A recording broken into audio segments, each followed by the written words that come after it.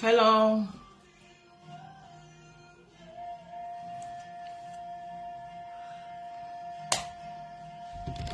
Hi everyone.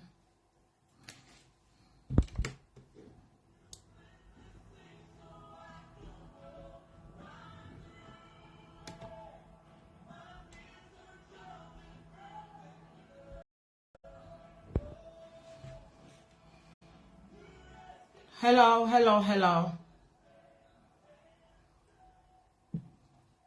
It's like there's been a lot of hello.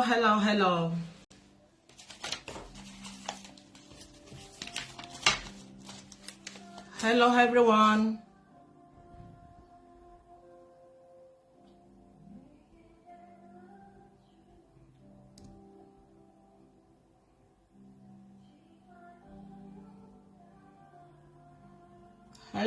Hello.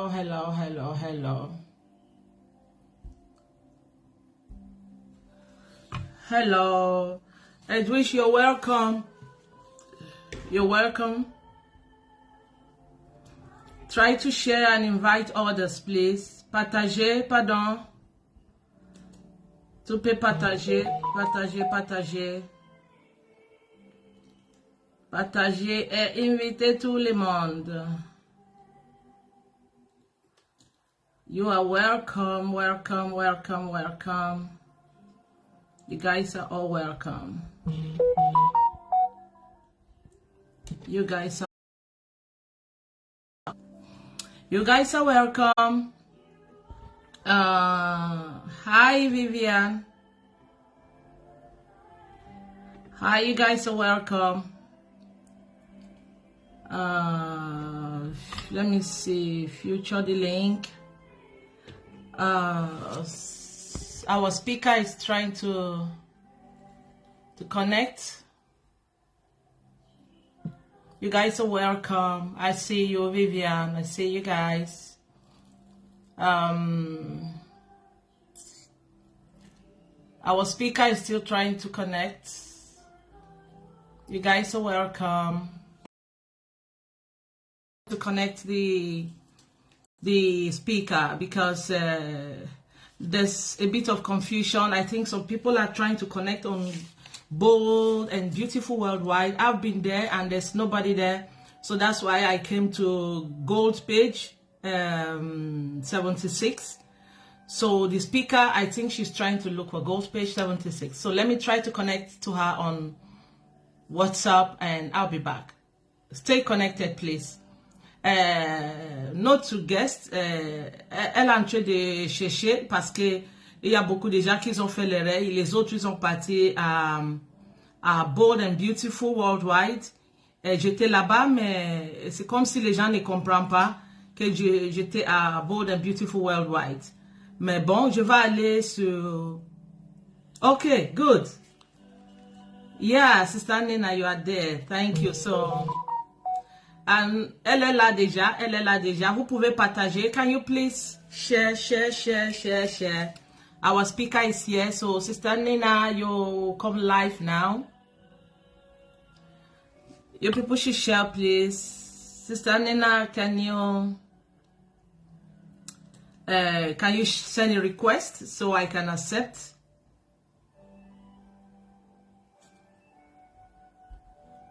Good. Here we go. Couldn't add guests. Why? This person was unable to join because of technical issue. What's that? He said you're unable to join because of technical issue. Not that. No. That can be.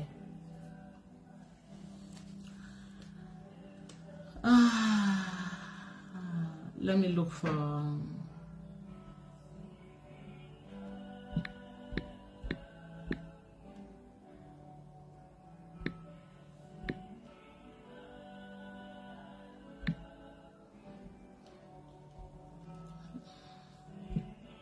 Just stay tuned, please. Stay tuned, everyone.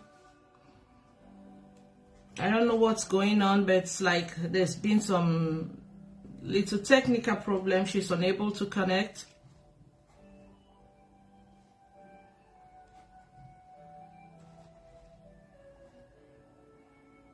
Okay, let me see if let me see again if I can accept. If they accept, they'll join on video with audio. So I accept you now. Now you are getting connected. Let's see.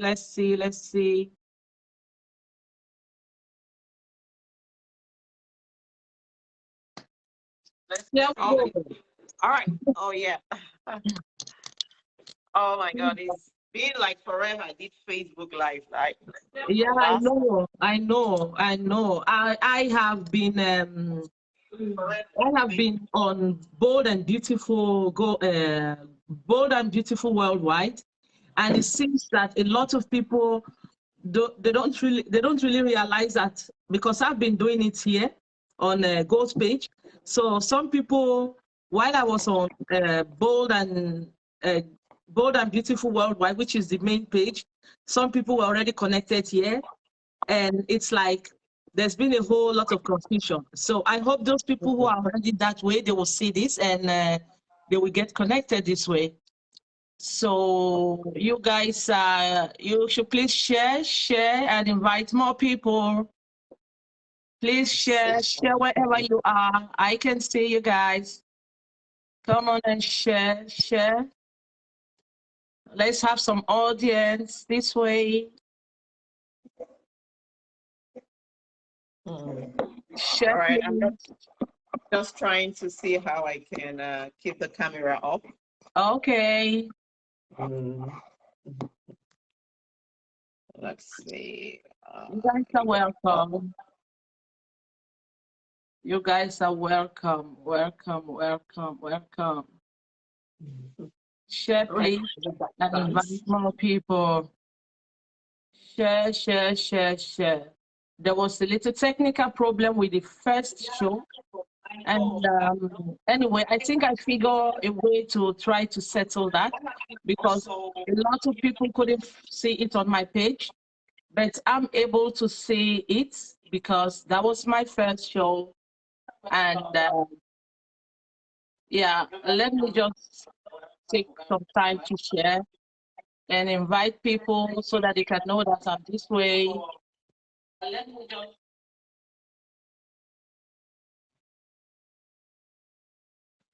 So here we go.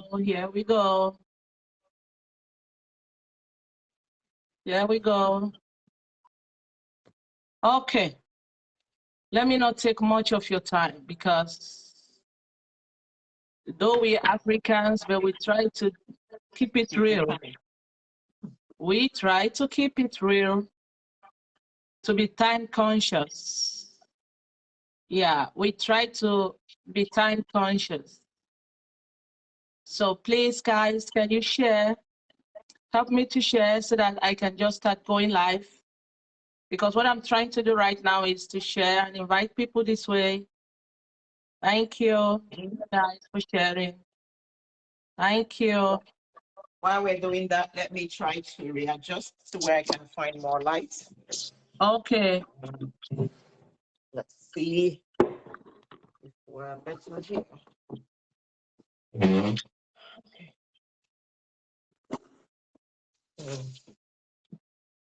So, hi, Freddie, I can see you. You guys are welcome. You guys are welcome. Welcome. So we have our speaker, Sister Madam Nnena. You are welcome. Oh, thank you. Welcome. This is Bold and Beautiful Worldwide. It is a show that we talk about our experiences in life. I believe that our experience is a good teacher. It doesn't matter what kind of education we all have, but then I think sharing our different kind of experiences, I think that's the best teacher. But that doesn't mean that we should have to take everything from all the experiences that somebody shares, but we can take something that can impact our life and try to apply and see where it can help. So there's no expatriate on this page, and it's just life experiences. So you guys are welcome. So my name is Sabine. Our name is Swe. I'm a Cameroonian living in Sweden, and I'm the host of Bold and Beautiful Worldwide. You guys are welcome. You can share. You can share. I can see you guys. I can see all of you. And now our guest for today, we have Sister Nnena. Let's start while the others are joining wherever they are. Yeah, I know there are a whole lot of people joining already, and as time goes on, they will join.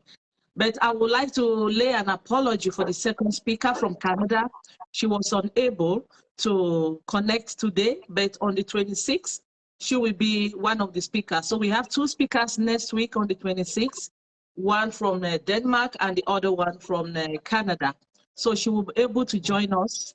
These ladies are very strong people. And I want you guys to know that this show is not only for ladies. You are able to, you can nominate anybody. You can nominate a male because it's all about sharing our life experiences. That's why we created this bold and beautiful. Just as Elias said, bold and beautiful is where we share our experiences and we learn. So our speaker today again is Sister Nnena. I'm trying to repeat it so that the more people get connected, the more they know who is talking. So this is Sister Nnena. Yeah, so Sister Nnena, I know a little bit about you that I will have to put out there, and that's the reason why you are nominated like one of the strongest, because Bold and Beautiful is a talk show where we present most of the strong people that we know out there, fighters, resilient. It's not about beauty outside, as we can see you're beautiful, but it's the same beauty that you carry inside of you, that we want you to share those beauty with us, how you manage it with your daily life. And yeah, I know that this lady is a strong lady. She's a very God-fearing woman.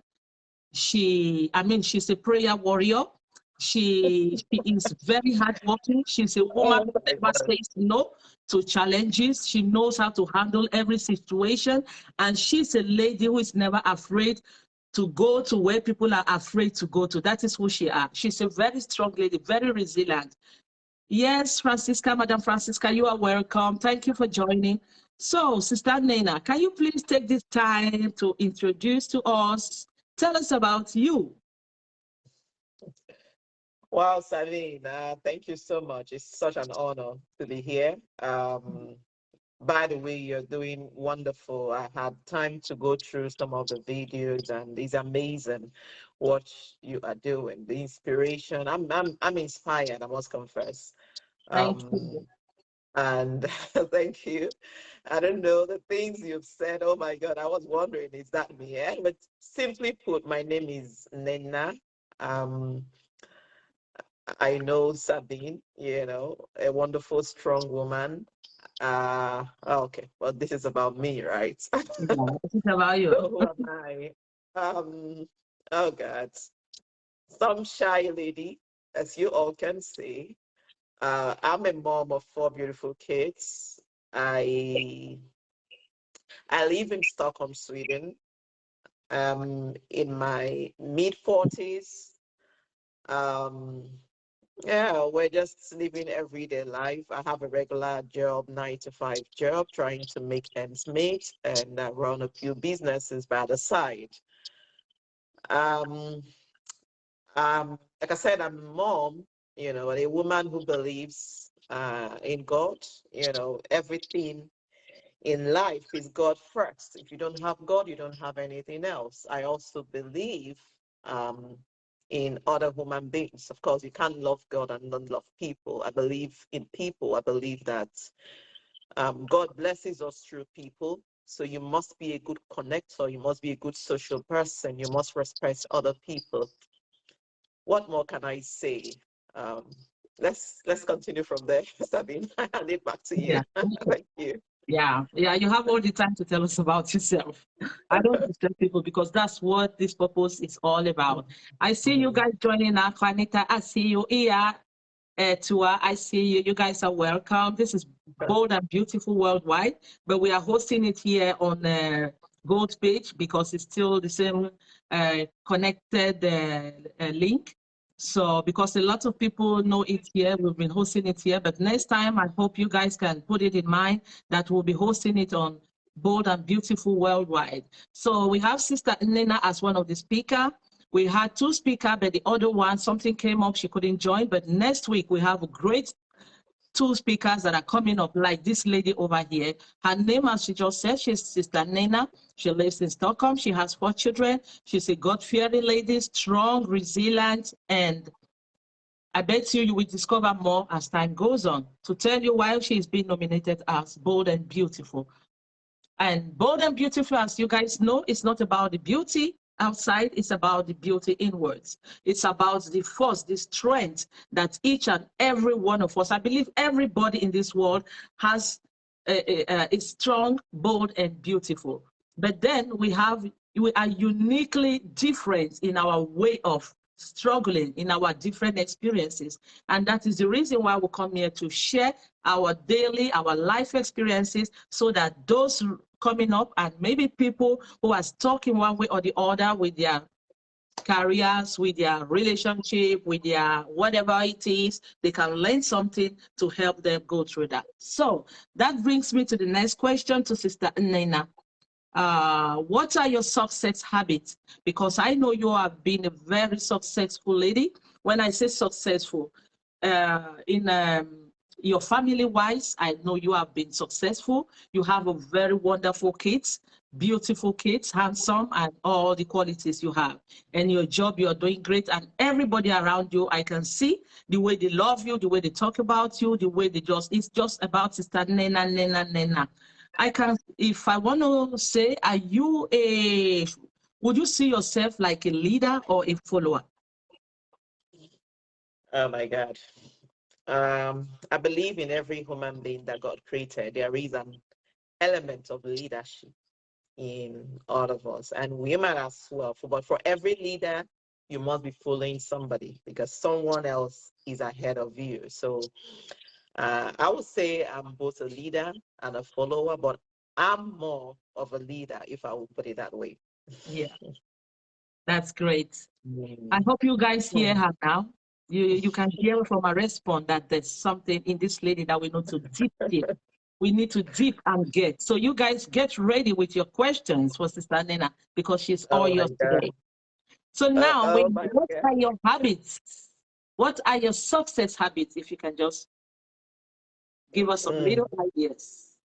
Oh, thank you. Thank you so much for that. What can I say? Like I've, said earlier, number one thing in life to me is God. Once you have God, you're already on your path to success. But it doesn't mean that if you have God, you do nothing else. Mm, Because there are things that are also expected of you. God is there to help you, to channel you to the path you are supposed to go for success. mm, So to me, I would say putting God in general, believing in oneself. I mean, I have to believe in myself to be able to take the next step and to achieve anything. So believing in oneself, and also I've learned that being consistent in everything you do in life matters. It doesn't matter how small it is. You can start a big project and you have thousands of people, or you can start a business with so much amounts of money. If you're not consistent, you do it today, you don't do it tomorrow. Before you know it, it will go down. But even if you start something small and you're there consistently, the thing is you learn every day from it, and people will be able to know that, okay, I can count on this person. If I search for this person, I will see him or her. That consistency will build up trust. It will build up loyalty. And, you also will learn from things that happen. So I believe One of the reasons I would say I'm not yet where I want to be. I'm still climbing to the grace of God. But one of the things I would say, being consistent. And of course, being consistent doesn't mean that you get it 100%. Let's not forget that. Sometimes you fail. Sometimes you miss it. But even when you miss it, you try to pick yourself up again and continue. Don't stop completely, and don't let your failing become so much.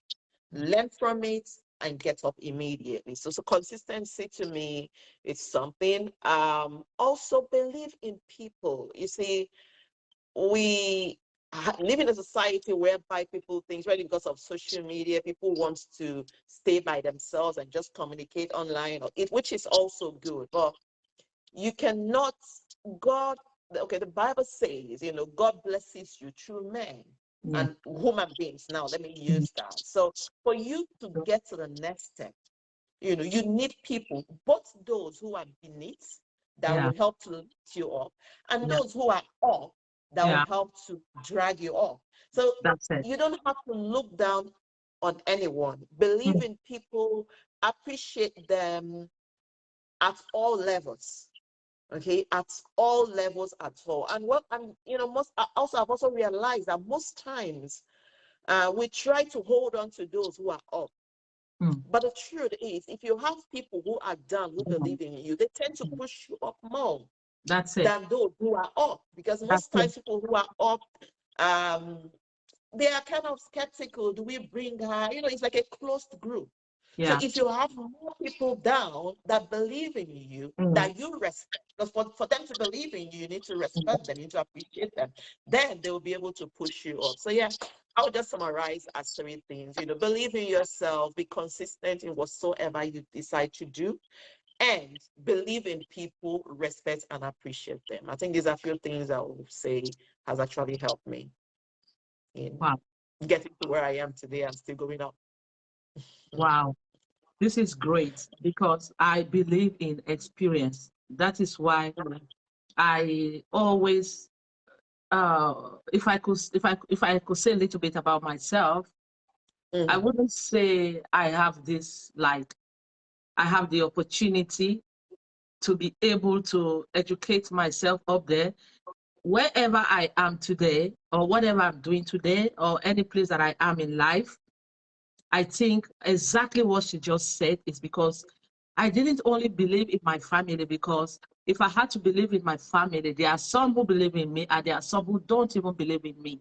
So the people that helped me get to where I am today and that are still pushing me are friends. So I value friends more than anything in my life. I never look low on anybody. I'm that kind of person.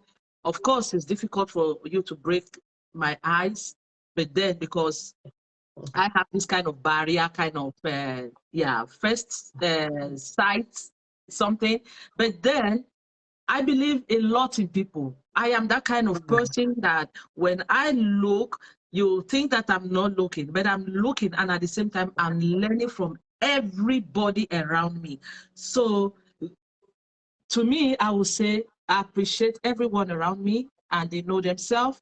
Anybody that I meet, I learn something from. I never look down on anybody, but sometimes in life, there are some places where you can be and you know that you cannot leap more than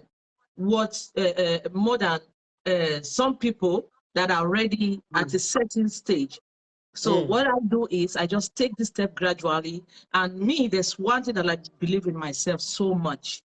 I am never giving up in learning. I am never giving up on people. I always like to give people chances and chances.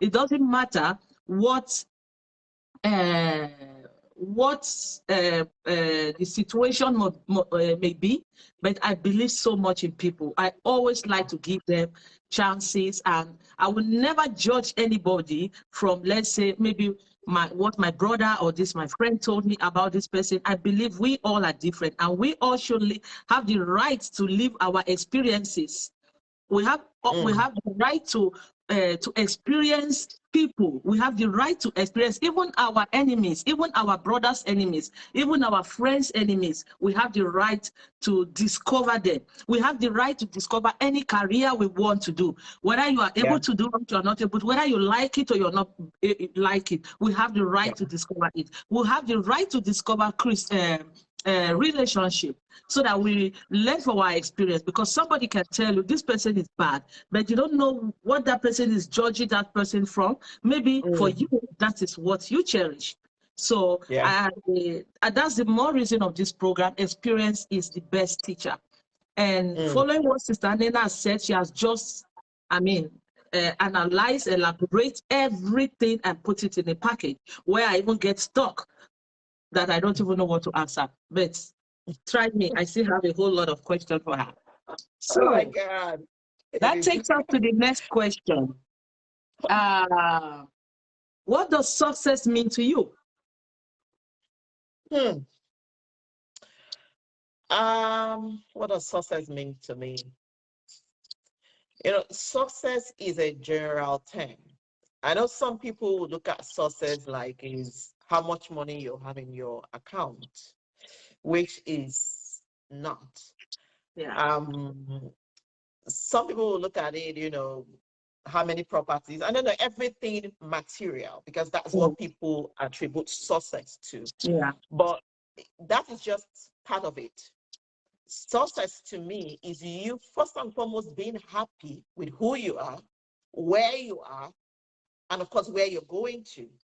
But the most important aspect of it is, if you are successful, let's even say materially or with whatever it is, God has blessed you with your talent, whatever it is, and you've not been able to impact lives, then you're not successful.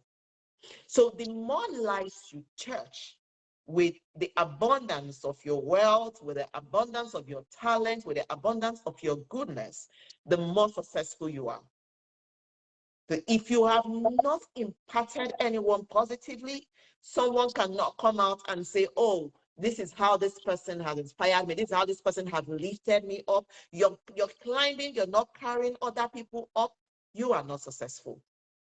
If you have properties in every major city of the world, you have accounts, that is big with money, and around you or close to you, people are suffering. You have people who want to go to school. They are not able to go to school. Your life is not impacting them. Then you are not successful. You are miserable, to be honest.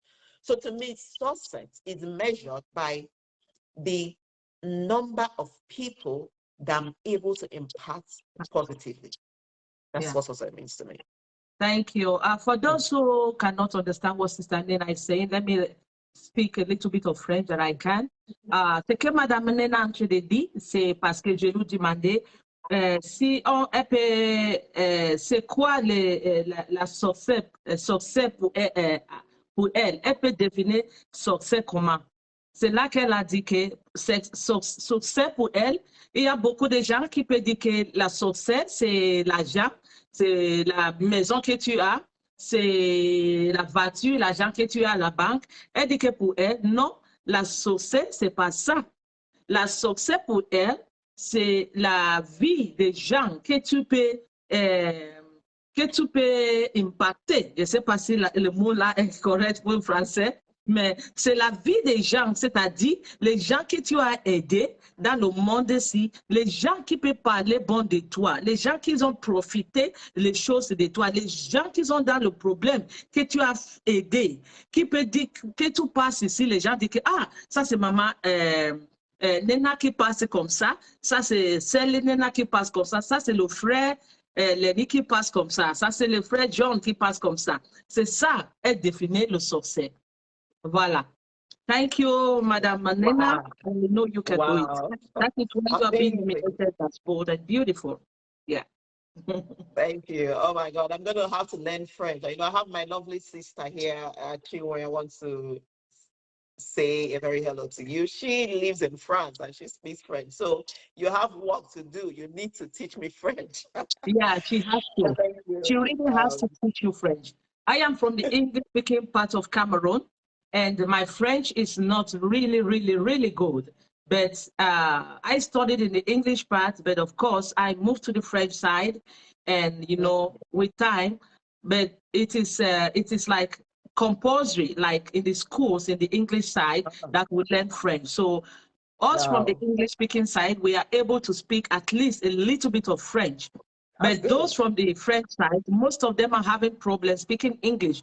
But they are trying Mm-hmm. because they interact with the English people, they work with English people, or so many ways, and family with the English people.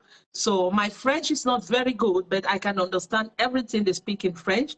So I try to, you know, It and mix sounds it up. quite very good to me, though. Yeah, thank you. Okay, so that moves on to the next question. Let's see. What's that one thing that you really want to do but have never done it? Oh my God. Just so people know, you see, some of you might think that Sabine told me those questions. She didn't. I mean, she just put me on the spot.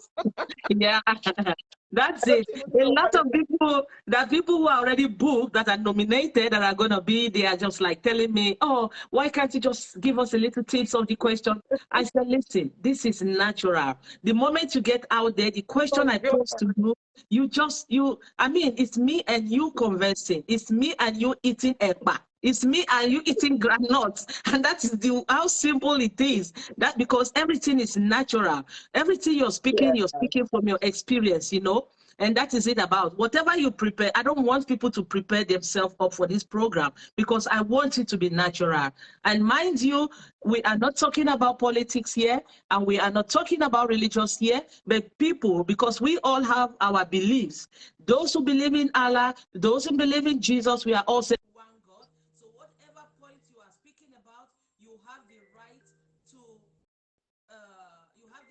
to quote your Bible or your Quran in any way, whatever thing you believe in. So that's it. So Yeah. anything that Just might a be moment. I don't know conversing. if you can you hear me well? Because it seems like Yes, something you can happened hear to me. the. It's on her side. There's a call coming in, and I'm not picking now. Okay, all right. Yeah. Okay, that's fine. That's fine. Okay, what is the thing that I would like to do that I've not done? Oh, yeah. All right. There are so many things, and to be honest, oh Thank you, God, Timwe. when you ask this kind of question, the first thing that comes into your head is some kind of naughty things. But I'm going to keep those ones aside because I mean, I think that's the way the human brain is fashioned. Yeah. But what I'm going to mention, especially my sister that is, will be surprised. You see, I've had this phobia. I have a phobia for heights. And Yeah. it affects me whenever I'm Tell me flying. about People it. think I travel. People Tell think I me. travel a lot, but they do not know that anytime I'm supposed to fly, a day before that day, I'm tensed. There's this kind of anxiousness and all that. So I don't just want to sit in the plane. One day, I would like to be the pilot myself, and I'm going to achieve that someday. So I will overcome that fear of not just of just sitting down and then flying a plane. Hopefully, I'll have somebody by my side, of course. But yeah, that's one thing uh, I'll I would like to do that I've not done. One of the things. Yeah. I believe in you because I know you are a very resilient woman. There's nothing that is stopping you. Anywhere you want to go, you just go. Anything you want to do, you do. And whatever thing that is trying to block others, that is stopping others, you always see the possibilities. You always see the finishing point. And I know you will Oh get there. my God. And I would like to Oh fly my with you to one day. So long as you will not be scared. Thank you so much for your kind words. So long as you will not be scared. We cruise Yeah. 35,000, So 40,000 up. I might we'll get achieve there. where We'll you will get be a there. passenger too. Mhm. Yeah, so that takes us to the next question. How are you influencing the world? Oh wow. Hmm. I already know a lot In my about how you are influencing the world, but it's good to hear from your mouth. Oh God. Funny enough, sometimes we do things we don't even know. It's always better for other people to tell you what you do. But what can I say? In my own little way, I just try to be positive. Number one, I'm very conscious of the words I speak to people, because I believe that words can make somebody and it can destroy one. As little as it is, you can brighten someone's day and make them, motivate them to do more just by that little word to speak to them, and you can destroy their whole morale. So as much as I can, I try to impact my word, those around me positively with my words, with my communication. Privately, which is something most people don't really know, but I have about 2 foundations that is very dear to my heart. I have one that caters for widows. I have another one that caters for children from very poor family that are not able to, take them to school. In fact, it started out, because in Africa, where we come from, you find some people, when they're very poor, as small or as young as the children will be, they will send them to go and become housemaids to other people, just so that they're able to take care of them and send them to school. And most of the time, you hear that those children, they are maltreated, especially when their bosses knows that no one is going to speak for them. So I've had occasions whereby I had of some that actually came out in the news. Privately, I was able to find this family, return the children to their parents or their mom, because most times you find out also these are children of widows, return them back, and then take off that responsibility of them to go to school by offering them scholarship. So I have a few children. I think I have about 10 of them, or no, about 13 of them right now in Nigeria that I'm founding, and I told them from primary school until you finish secondary school. And I don't put that out. I don't seek for anyone to give me anything to do anything for them. I do this from what I get. And like I said, I have a few widows also that I try to help out with. That's amazing. Thank you. And then for those who see, who I meet one-on-one, like I said, in any way you can encourage, any way you can motivate, even a smile. And when someone has a need and they come to you, whatever you can do to help. So I just start my day every day with a mindset that I want to put a smile on someone's face, or as many people as possible. Whether we speak through phone, whether we meet one-on-one, however it is. In that way, I just try to impact as little as I can. That's wonderful. And that is why I hope you guys see her, you follow her name, and try to follow this video, try to like it, try to watch it, and even subscribe on my YouTube channel, because after when Bold and Beautiful Worldwide is celebrating their 1 year, I would like to make a live conference where a lot of people will be invited. And somebody like Sister Nnena, with this great foundation that she has, I would like that she will raise something for her so that she can be able to help this I mean, to do this amazing job that she's doing. So you guys should follow her. You guys should like this video. You guys should subscribe, because the more you guys like, the more you guys subscribe, and the more watch each video that I send to somebody. Those are the way I count it. Those are the way I count how we are going to be presenting the gifts after the 1 year jubilee that we're going to make on Bold and Beautiful. That is not going to be live. It's going to be face-to-face, me to you, that we're going to do. We're going to have a conference, live conference. Great speakers like you will come out and talk.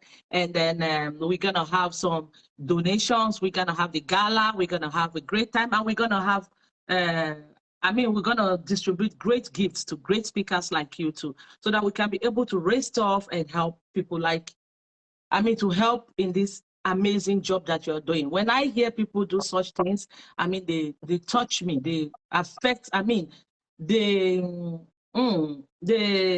give some sparkle in me. Wow. Thank you Wow. so much for sharing this amazing thing that you're Thank doing. you. I don't know what to say. I mean, Yeah, I'm humbled. Thank you yeah. so much. And I have a friend of mine there, my dear friend Chinasa Josephine. I appreciate you. Thank you so much. Tina, you're welcome. Thank you for joining. I appreciate you guys. So this brings us to the next question. You know, Mm. I'm wondering what it's going to be. don't be scared. It's still natural. So, what, following your experience, you have children, you have Mm. teenagers, and you have been one before being a lady today. So, what are some issues that you think the younger generation are facing today? Oh my God. You know, I keep telling people the time we grew up is way different from the time of today. You know, it's so we had, I think we had it better. It was easier for our parents. But today, with the advent of social media, there's so much freedom and all that, I actually feel sorry for the teenagers because they think they are having the best of life.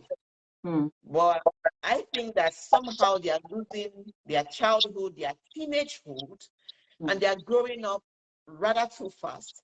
And by the time they are up there, it looks like the thing came on force and they don't know how to come back and enjoy childhood again. What Yeah. is one of the major things they are facing? Hmm. This internet thing, it's not, it has its advantages, it has its disadvantages. It's exposing teenagers to things that ordinarily, you know, um, it's not what they should Hmm. see or have at the moment. And So it's we should say giving them internet this. is impacting them is what part of the problem for today. Yes, For them. yes. And Mm. in as much as there are some positive elements, but I'm Yeah, thinking that the negative impact on teenagers is way yeah, more, yeah. than the positive part of it. And it's giving them this mindset or idea of freedom.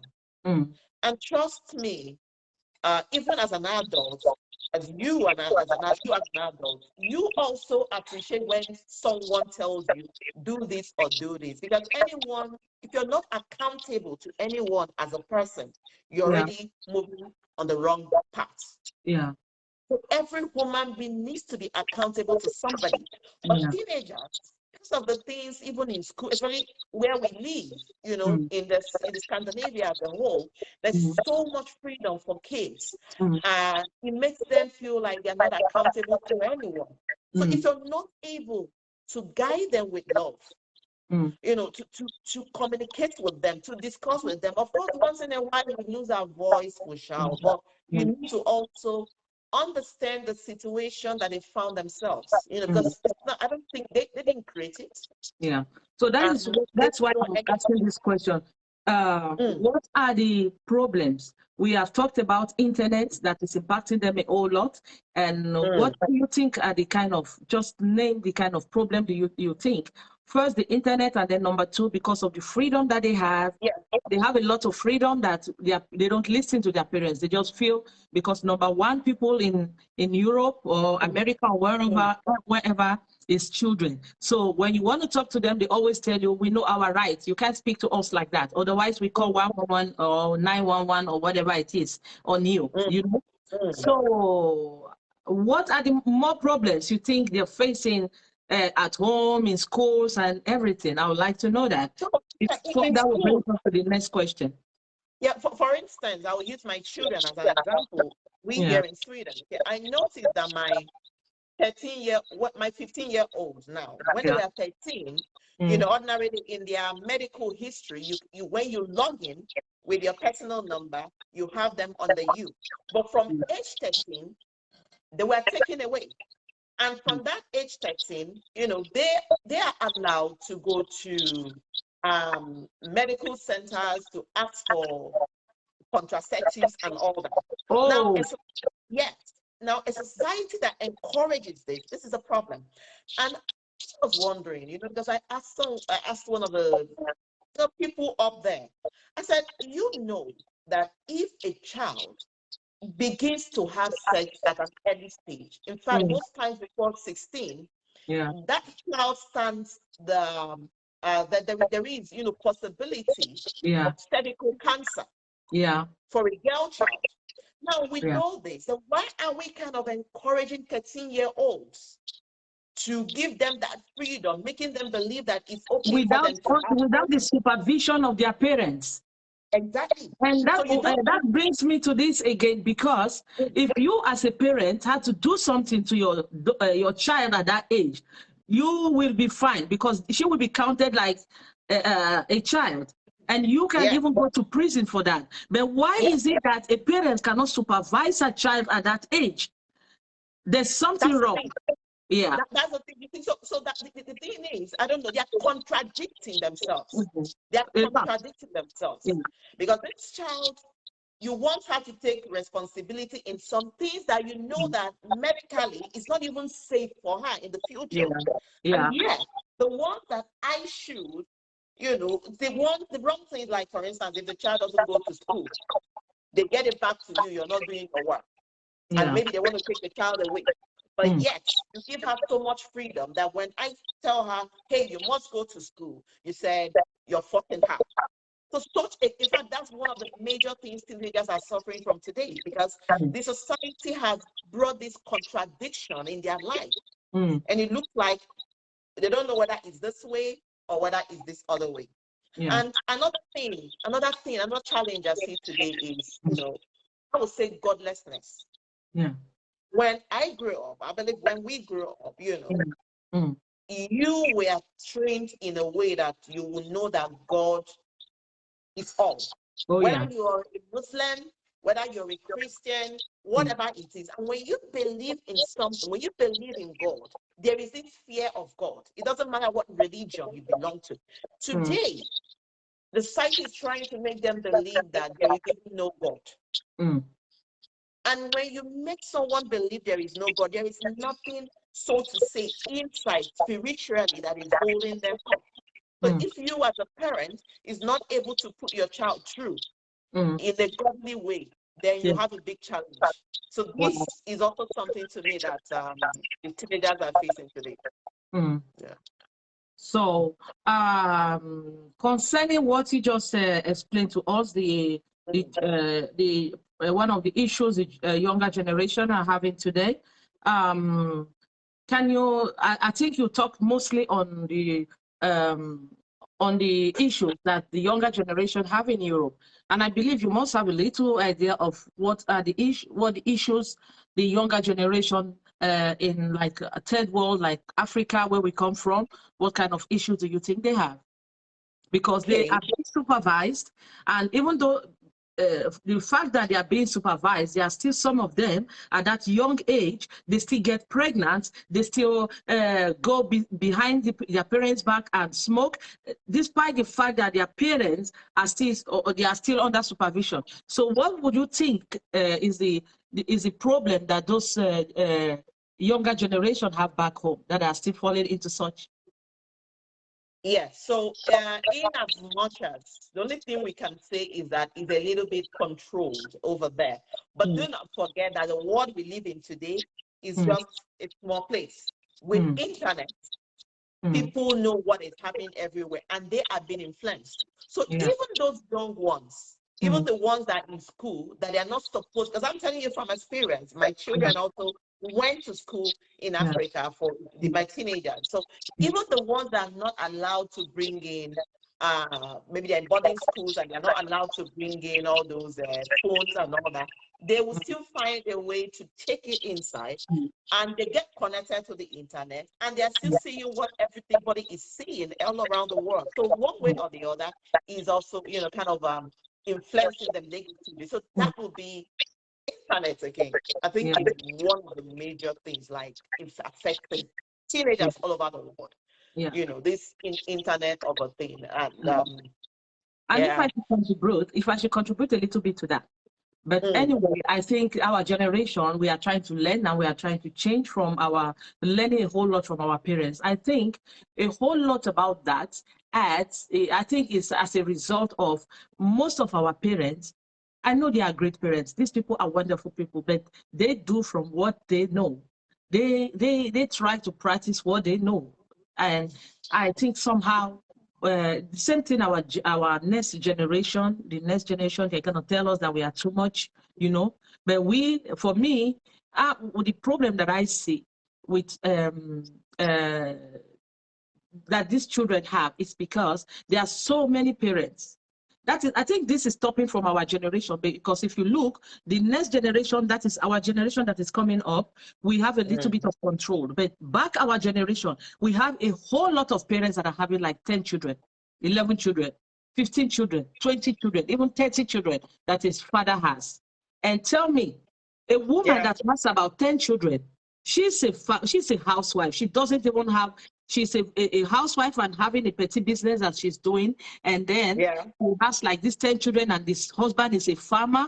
And tell me, how is she able to control these 10 children or 15 children that she has? Because I believe in those days, our parents think having a whole lot of children is a kind of largesse in the French word. Yeah, wealth, you see. So, but what they don't understand is that, for me, I see it like an issue. This is the most biggest issue Africa has, or third generation has.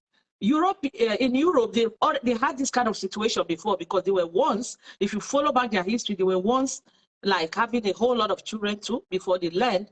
But then today, I think, and it takes time to be able to convince most of the African parents to tell them, like, I think it's good to have, if you know, look at your income, prepare yourself, be sure of your partner, be sure of that this is what you can do.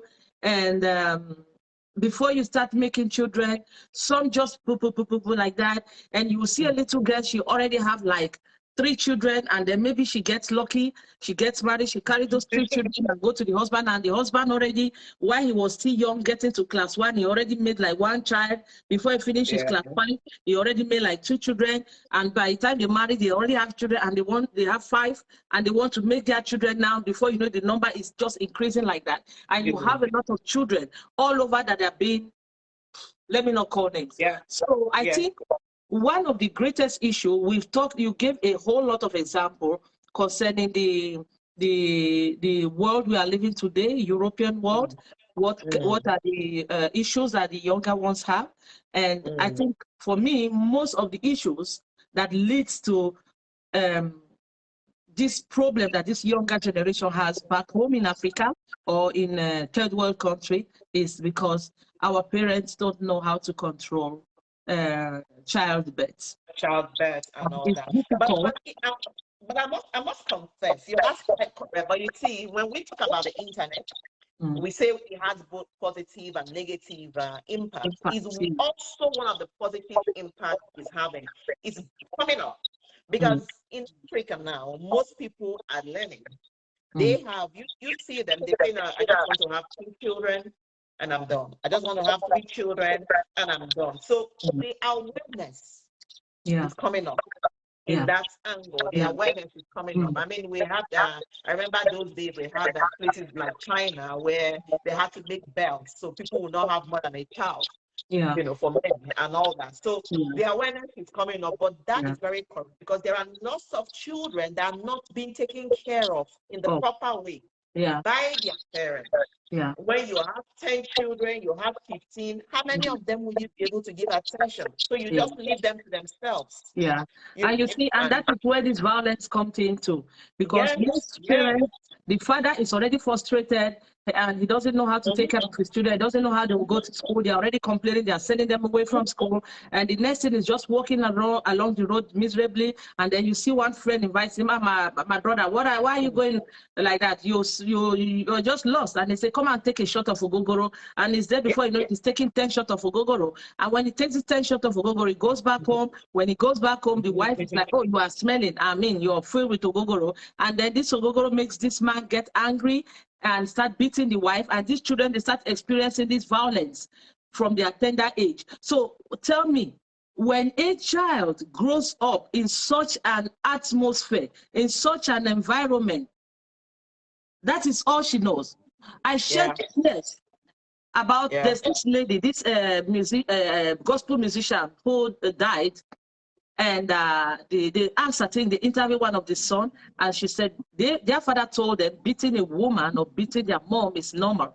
So, I mean, they have to really give these children a kind of rehabilitation to help them get out those things. And if you can see, majority of our problem today starts from there, because a whole lot of us, some didn't experience this beating, but we experienced a kind of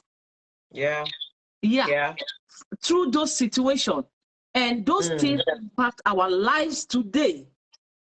They impact our life, they impact who we are today, you see. So but I believe in teaching. For me, when I call somebody my friend, I don't like it. I don't love friends that only give me to eat. I love friends that motivate me. I love friends that inspires me. I love friends that teach me. I don't like friends that hide things from me. And that is what I believe. Those are the kind of things that we should fight in doing back home, because we have a whole lot of our parents that are still there, and they believe that bearing children is as a result of, even those girls. There are some girls, because of what they saw what their parents go through, they become a career woman in a way that all their life they have put it into their career, that they don't want to be what their mother went through. They don't want to have a child where they would not have everything to provide for this child. And some of them, they only study and study and study and study and study and have all the world money, and before they know it, it's already late. Just they also have a thing that they are going through before you see them in that way, you see. So I think one of the things that we should focus on to do, for most of you listening, we should start even a kind of foundation. As I know it's not going to be easy, most especially in our African society, is to start this foundation, a kind of foundation that will be able to teach, most especially going to those rural villages, to teach the children about how their body functions, what can be wrong to them. Because I remember as a child, there are some things that we cannot sit with our parents and talk, or our parents cannot talk with us, and we still get curious about those things. We get curious one way or the other. You know. I should say an example about myself. My dad was a very educated man, but my mom wasn't. She was a normal, not the educated one. She too was a child being brought up in that kind of suffering way, who lost her mom when she was very young and given away when she was so young, married my dad, who just finished it and everything, you know. But she was so ignorant, she was so innocent, and everything she knew, everything she knows, bringing up her children, she learned it from neighbors back home in Nigeria, where we were born, and everything. But then it was a taboo. When you go to, I realized there was a time that I was trying to show my mom my breast, that there's something hard and it is growing, you know. And I was like, oh, Mom, what is this? This is, oh, no, don't do that. Stop it. Don't. I was so ignorant about it. And she was like trying to, and there was a time I realized I saw her on my brother's, is pubic, or what do you call it? And I was like, Mom, what's it? This guy will kill me. I one that is going to be spoiled before everybody, because you don't get so curious. But this is something that you were just supposed to teach me and tell me that this is it. But I don't blame her, because she doesn't know about it. She doesn't know about it. That is the way she's brought up, and that is what she's transferring to me. So what I think is that I think we should work more on, like, educated, those, especially those in the rural ones, because I don't believe in these things that people are sending help, a lot of help. Like what you're doing, you have a great vision, and I believe in it so much. I love it. Those are the things that really matters in our society. And if I want to put in something, if anybody out there is thinking about starting something, I think we should think about starting something in about, I know it's not going to be easy, starting where we can be able to go back home and educate our children, our younger ones back home, on how their body function is. First of all, we have to contact their parents and tell them the advantage and disadvantage of this, and give them all this example of why it's good for them to know their body, and even why they should know their body. Because why would somebody have 10 children, and then these 10 children, you are unable to take care of them? You don't even have 3 meals a day to take care of, meal a day for them to feed, and you're having 10 children, and they can't even go to school. And let's say there's just one lady there who grows up, one beautiful one among them. It can be the first, it can be the second. Before you know it, you start selling yourself out there, having so many different partners. You expose yourself to diseases just because you become the adult. At that younger age, you are the one taking care of your dad. You are the one taking care of your mom when she's sick, or when your dad is sick, and you will be fighting because you will sacrifice your own life just because you want to see your younger ones do good. And do you know how many young girls or young boys of today, some of them join armed robbers because they want to make their family, their younger ones to be fine. And some of the girls, what they can do, they join a prostitution. And some today, the new model of things, some are ritualists. And tell me, today, some of these girls, they get into, they contact all kind of diseases, and they even die along the way. And so what joy would you derive in having children that you cannot even grow, having children that you cannot see them grow, and you see them dying?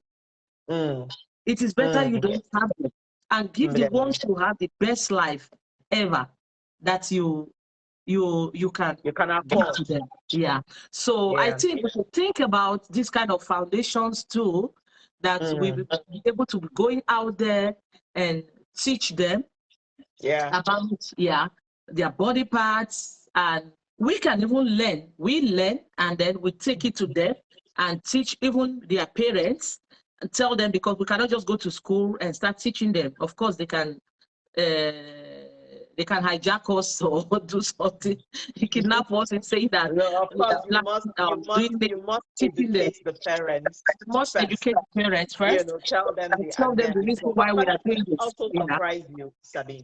You see, we are looking at it like it's just there. Trust me, there are also some of us in our age bracket in advanced countries. Now, because of the way we were brought up, we also want to force our children and train them the way we were brought up. And that's a big mistake, because the world we were brought up is not the same as today. You, like for me, you have teenage children, you're not able to have good communication. Be their friends. Make them free, that they come back, they tell you stories of what happens in their school, to their friends, and about them. You're making a big mistake. I'll give you an example. I remember when one of my children was about 12, just 12 years old. And I came back one day and she told me, there is this boy in my class that is asking me out for a date, and I like it. As a parent, I was shocked. The first thing was for me to shout, how can you do that? But knowing the age where we are, I had to control myself. And then we had discussions upon discussions. I was able to let her know, fine, it is okay, it is nice to have a boyfriend, but there is time for everything. If you do this now, it's going to make you, you will not be able to concentrate or focus fully on your studies. It took us a while. Trust me, it took us days before we were able to arrive at the fact. And she said, okay, mommy, I will not do that. If I didn't take that approach, that's it. You will go to the back and still do it. I'm so happy that my children will come back. And they will tell me things. So the other day, one of my daughters also came. She brought her phone. Some man was trying to talk to her on Instagram, because these kids are on Instagram. They look like they are big adults. They look like they're adults. And they will show me. Now, when you have that kind of open communication and relationship with your children, you'll be able to guide them. When they bring such things to you, the response from you should not be, why? Shut up. Why should you? No. Talk with them. Laugh over it. But let them know what is right. Yeah. So it's very important because some of us here also are trying to train the children like we were being raised up, and it will not work. It will not work.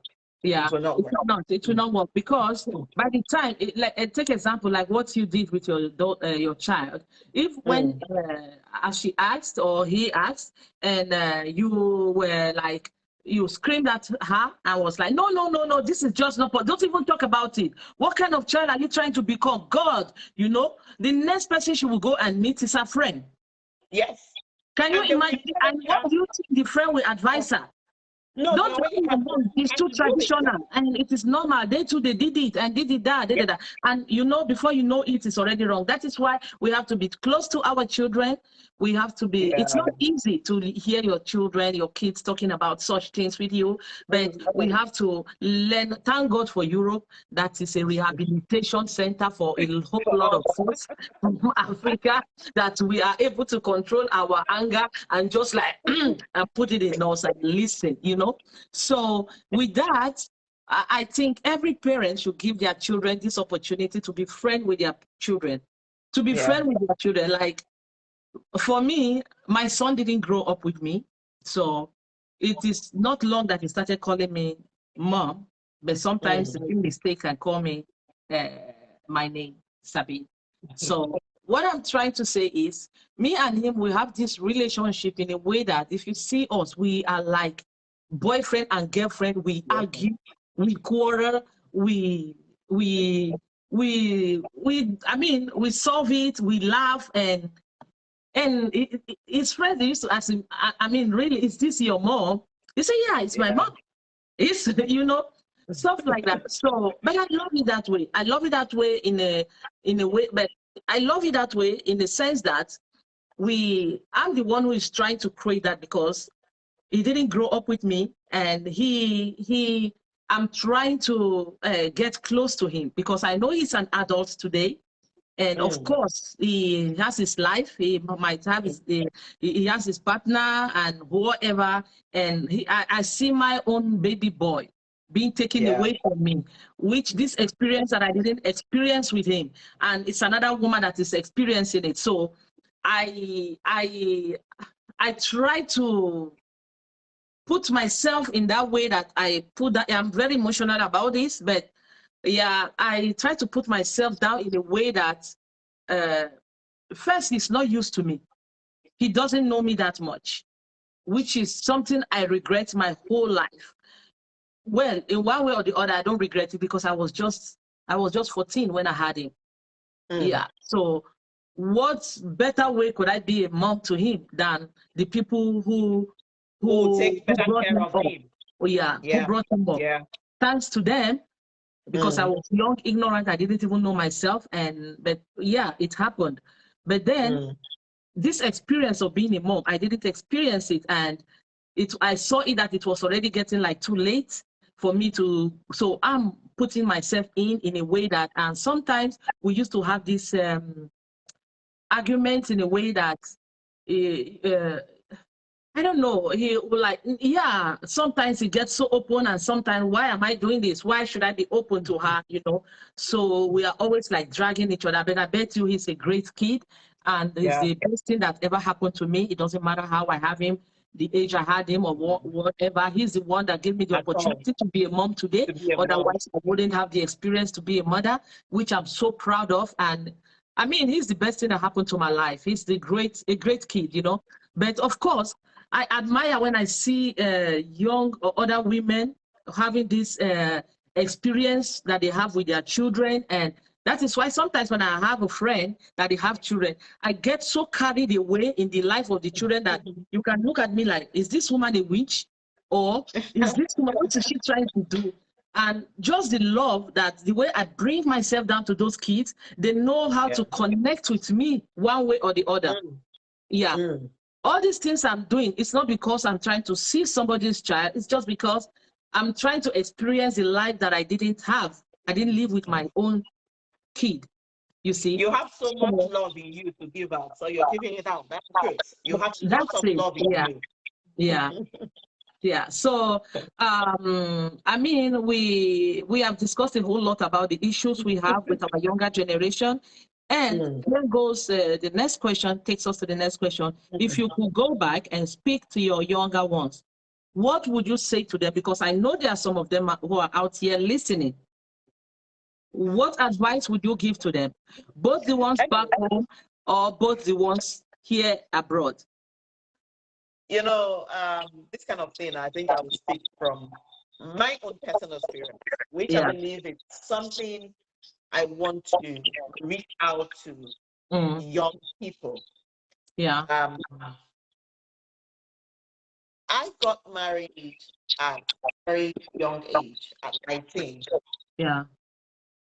And that is one thing I want to discourage people from ever doing. Yeah. I know some people did that and it worked for them, maybe, you know, but most times it's not the best of it. I mean, there is time and stage for everything in life. If you jump in too soon, you may be able to carry it through, but then you will experience things that you shouldn't experience.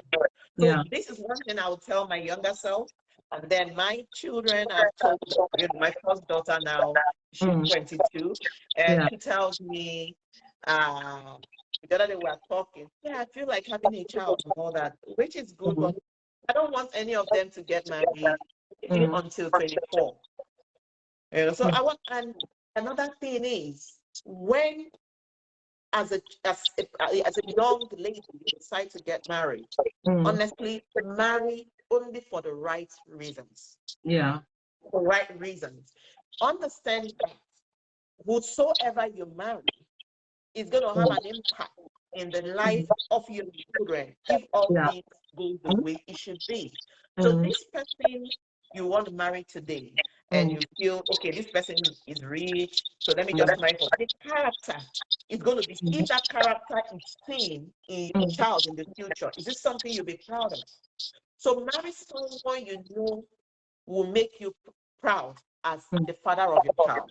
Yeah. You as a young man, marry a woman who you know, I'm proud of this person as a mother of my child. Marry someone who, at the end of the day, when you've done all the work and all the hustle, you're looking forward to going home to be with that person. Because, you know, I read something on Instagram the other day, somebody put, they said most marriages now are just for, you know, they just have somewhere to go home to sleep, raise children, and grow old together. They are not happy. They don't enjoy each other's company. So because marriage is one thing that can make you or destroy you. So marry for the right reasons, marry at the right time. Also, before you get into it, develop something for yourself. You know, be a person, have your own plans for life, have a vision, and follow through with it. So that's one thing I want to, you know, advise the younger generations of today. There's a lot more, but I think that is key to me. Yeah, thank you. I have this question, and how should I put it? Yeah, this is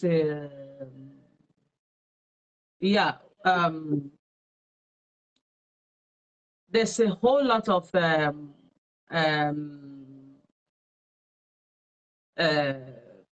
situation going that most of us, let me say, Africans, that we meet ourselves abroad.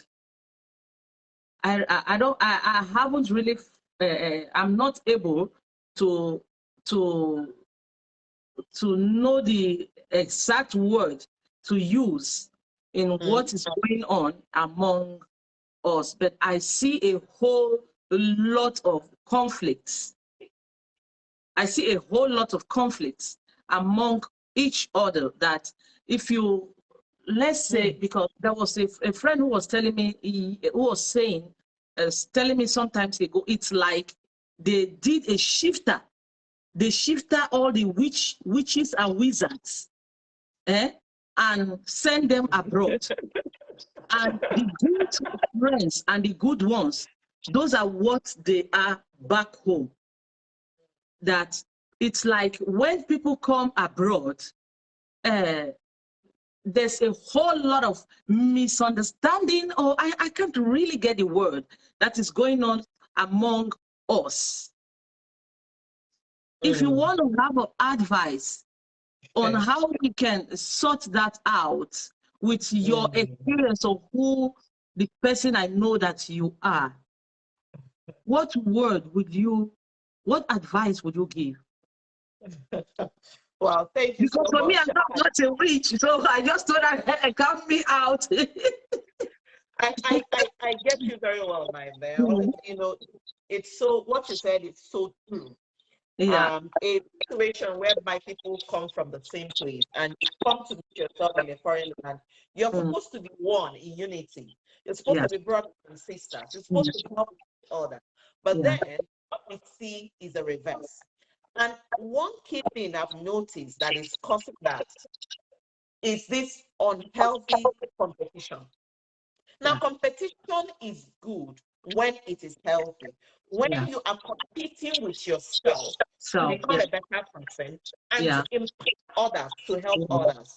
But when that competition is based on, this person thinks he's better than me, I must be better than this person. Now, there is this jealousy, there is this envy.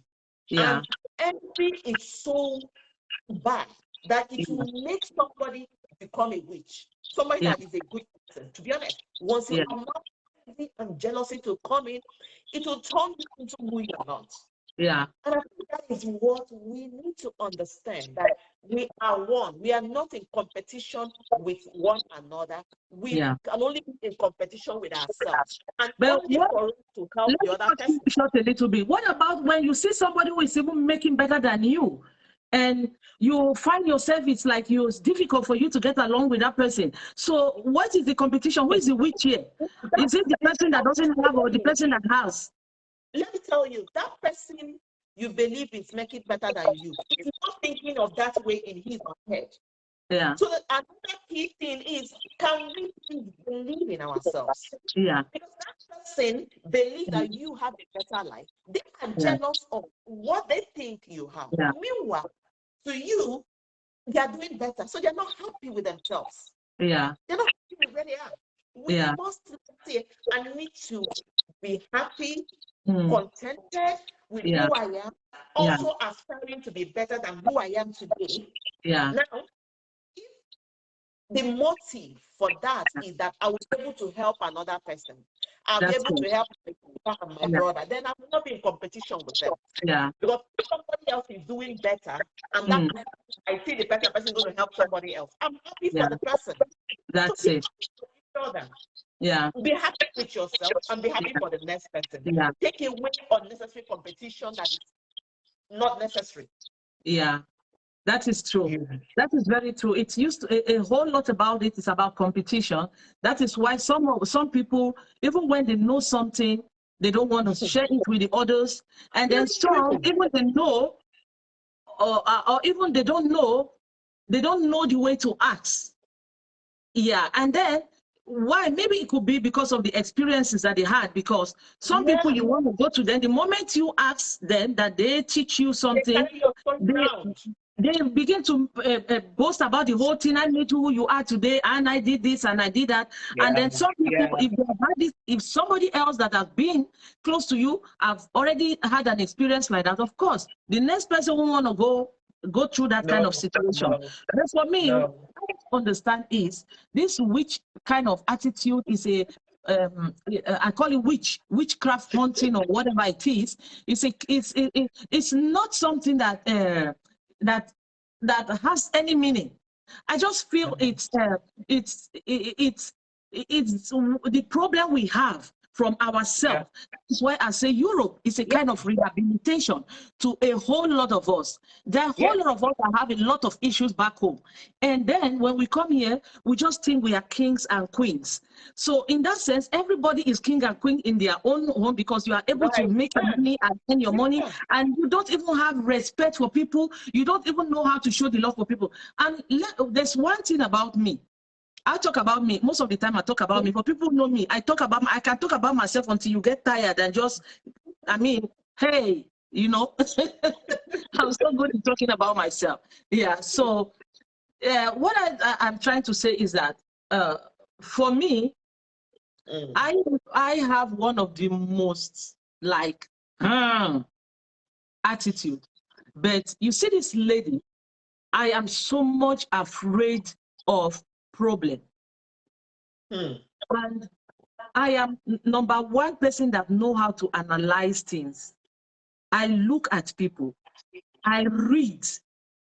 I have a gift that those who know me know about it, and my gifts are not wrong. But and the most important thing is that I'm afraid of problem. I've gone through a whole lot in my life. I have my own battles. I appreciate everybody that was part of my life until today. I give thanks to all my friends because I had the most wonderful friends that some of them we are not even communicating today.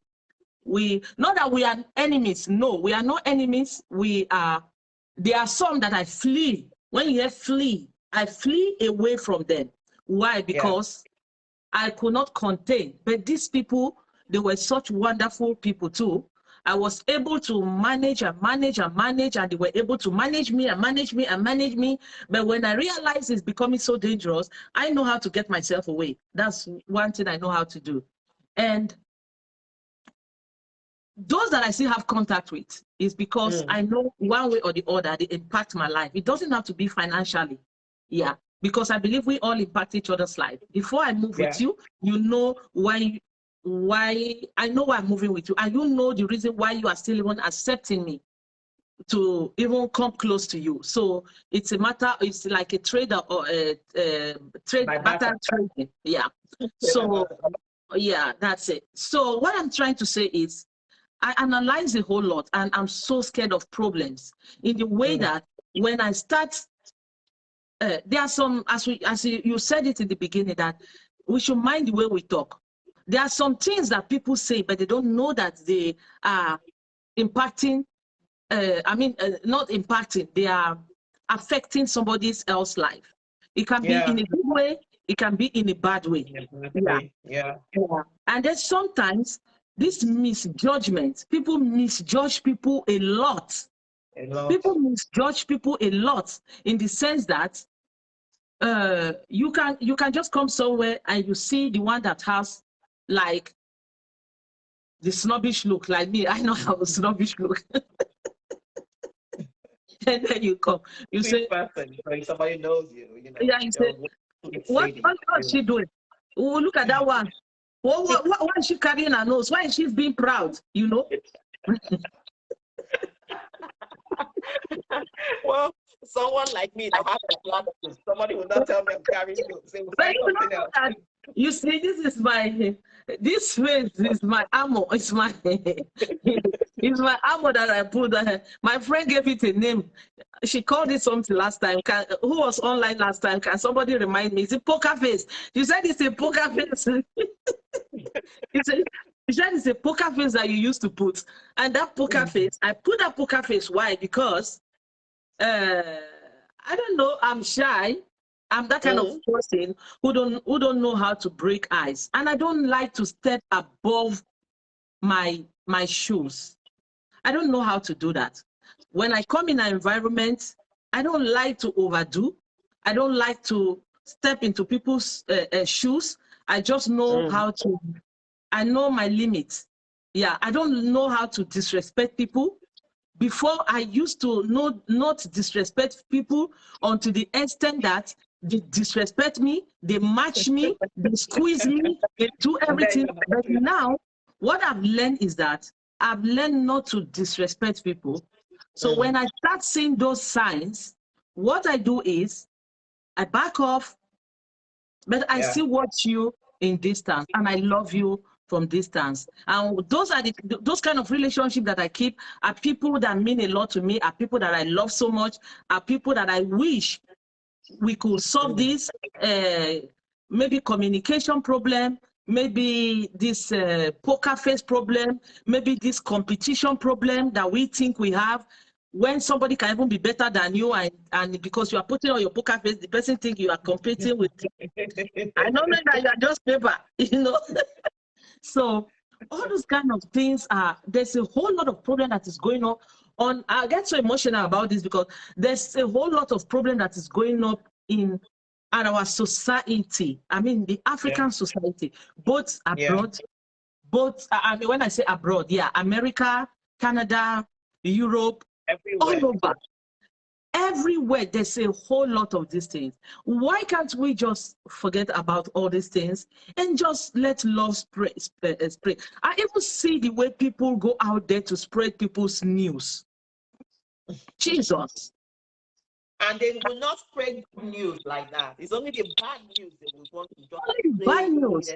Nobody will celebrate you when you do something good. And it is, people have even used it to be making money in this kind of way to destroy other people. And I begin to ask myself, why all this? Why all this? Why all this? If you know this person can't reach out. Like, I used to give advice to a whole lot of people. There are a whole lot of people that have been here that have met me here in Sweden here, are close to me. And there's one thing that I advise them. I said, never you be scared. Anywhere you want to go, any door you want to knock. Don't look at me. Forget about me. This is me. But I have my own way of breaking through. But if I will want to advise you, never you get afraid to knock any door, to break any door, to make people understand how you feel. Because when you don't make people understand how you feel, it kills you a whole lot. Yeah. It kills you a whole lot. But you know, when you put it out there, you find a relief. So to me, if I will have a word or two to say to our fellow people out there, our fellow brothers and sisters, I bet you there's nobody that is better than anybody. No. We all are uniquely powerful. You have your gift, I have your gift. I need you. And you need me. Yeah. And you need me. Yeah, I need you so badly. It doesn't matter where I am, that I'm trying to put out my poker face. I need you in my life. And I know you need me. I know it. Even if you don't want to say it, I know that you need me. So all these problems, all this, I don't know, whatever it is, let us stop it and try to love each other and build a better Africa. You see, there's my ex, he told me one thing. There was, and I was like, he said, I've met a whole lot of Africans. You people are so beautiful. You people are so handsome. You people are so amazing. Energy and the smile that you put on your face, the jolly, the everything, the talents that you guys have, the courage that you people are able to even leave your country and go to different countries. There are some Africans that can speak about 5 different languages or more because of the places they have visited.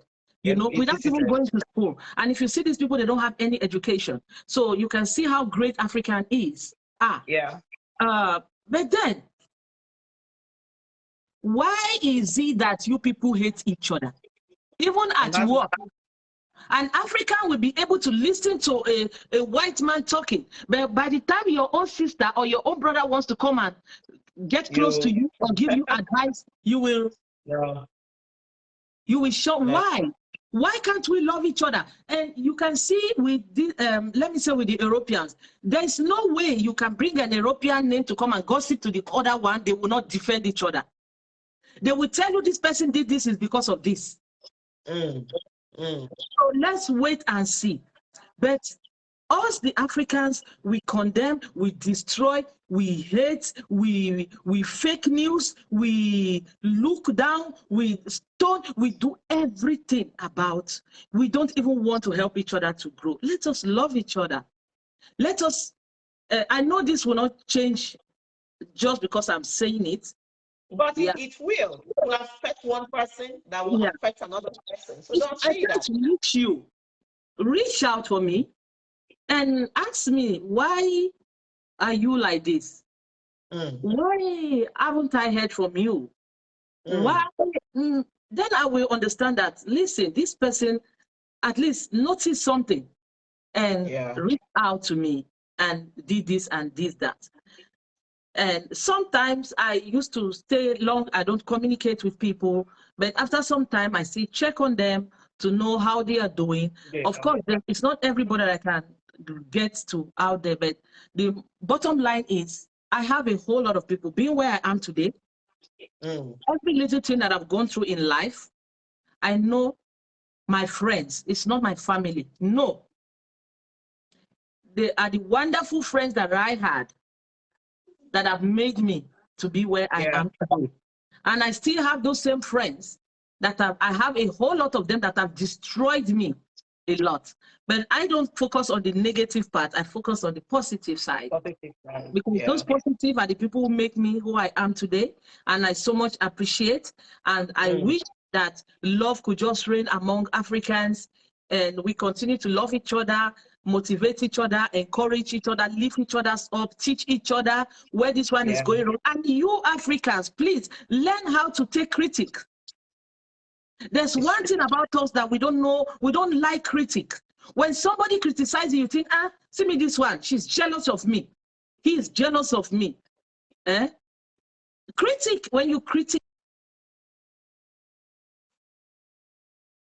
when you criticize me in front of me, I am so happy. I answer you in a normal way. But when you criticize me behind my back, then you will see the other side of me.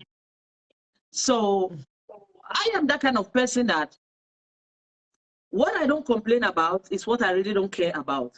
But I will complain, I will speak, and I will talk. And if you can be able to grab something out of it, if you are who you are, if you are that kind of outspoken, but you won't get angry with me. You will just ask me why you say this, and then I will tell you why I say this. You know. So sometimes we are not very perfect. I cannot say I'm perfect. I have my way of talking. Sometimes I can sound a little bit aggressive, but that doesn't mean that I don't respect you. That doesn't mean that I don't like you. That doesn't mean I don't love you. That doesn't mean that I don't cherish you. That doesn't mean that I don't know how important you are. So those are the kind of things we have to learn about each other. But I am so much afraid of problem because, you know, this life is too short. It's too short in a way that we have to stand by each other, lift each other, raise each other in any way. And that is why I appreciate a whole lot of you that are able to be there and follow me through this journey. I know some people, even in their busy schedules, they still come online wherever they are and just to put their earphone and listening. And you that have made up the time, and even those that have already booked their time to speak, I so much appreciate them for doing that effort. And you guys that have already spoken, and more that are still coming to speak. I mean, I appreciate you guys, and I want you guys to know that I love you, and this is what love is all about, you know? We appreciate you too. It's such an honor. Trust me, it's an honor. It's a great initiative, and when you see something good, of course, you want to be part of it. Love is all about. You must be part of it, to be honest. So, Sister Nnena, I thank you so much. I always respected you, but maybe I never told you that. Wow. But I always respect you, and that is why I give a reason. I don't like to judge people from some. I don't know. I hate to. I don't know. I don't like to judge people. Yeah, me and you have not interacted a whole lot, but I still have this kind of respect for you, and I admire you, the kind of person that you are, a whole lot. For you to, I want you to know that today. Yeah. Same here. The feeling is very mutual. Yeah. So that doesn't mean that if we don't interact a whole lot, it's because we don't like each other or we don't do anything about it. And all of you out there too that are watching, I would like to know you guys. I would like you guys to be present every day. I love you guys. And yeah, it's all about love. It's all about our experiences. It's all about being bold and beautiful, resilient, strong, both men and women. Yeah. So you come out and share your experience with us and we'll learn something. I know a lot of people have learned something from what Sister Nnena has shared today. And yeah, that is what it's all about. So if is there anybody who has any question for Sister Nnena? Because I don't want to, I've already taken so much of her time, but I don't want to talk much. Is there anybody who has any question for her? Hi, Vasti. You're welcome. We have talked a whole lot with this wonderful guest speaker today, Sister Nnena. She has said a whole lot.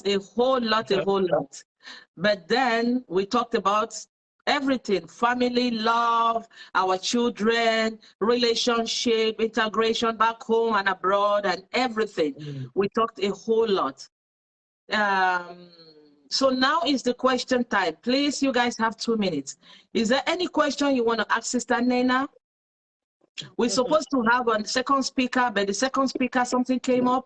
So the speaker will be connected next week. So is there any question you guys have for Sister Nnena, please? Possibly we've caught. Yeah, maybe nobody has a question. So that is to say, everybody is happy with Sister Nnena, what she said. Oh my God. I told you guys she's a great woman. She's bold. She's beautiful. Sabine is pushing me up there. She's strong. Yeah. So, Sister Nnena. Oh my God. So, okay. She has. Oh my God. Okay. We are waiting, Vivian. What's your question? I love questions. I know Sister Nnena to love questions. Oh my God. Mama Vivian, I think you can type it in the comment section. Yeah, type your question.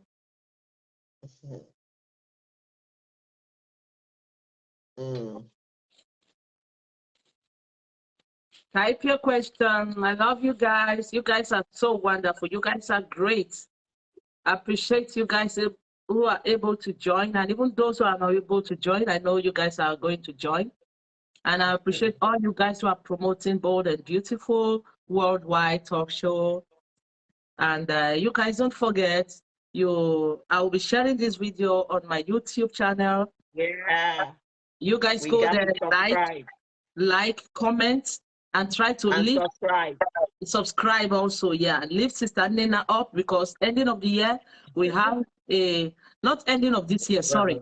When we are making our 1-year jubilee, we have a lot of things planned for you guys. So every great speaker that you guys listen to them, follow them up. Listen to what they say, how they inspire you. You guys can write under them and speak. Follow them, like them, because these are the people we want to nominate for next for the conference that we are going to have in Stockholm when we our 1-year jubilee. So you guys don't forget to do that. Follow the page, go and like, subscribe on YouTube. And they are so amazing speakers. There's the first video, the first live that I did with Sister Vasti Fumbo and Pastor Angela Emefiele. The video, because that was my first live, it got cracked because I was trying to download it. So a lot of people cannot see it on my page, but the video is still there.